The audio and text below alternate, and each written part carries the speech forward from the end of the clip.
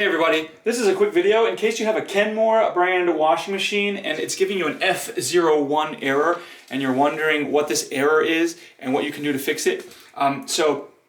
Unfortunately, this is not just like a physical error that we can just fix by cleaning something out, because what this error is that the memory on the control board has gotten corrupted somehow. So there's really two things we can do to try to get rid of this.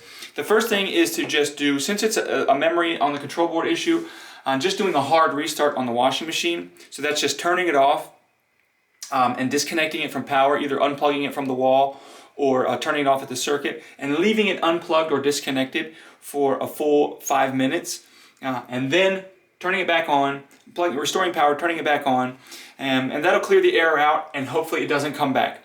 Because if it doesn't come back, the next thing to do when you're getting this F01 that means your control board, a restart didn't get it fixed. You're just going to need to replace your control board. So anyways, hope this video helped you figure out what's going on. Thanks a lot for watching. Have a great day.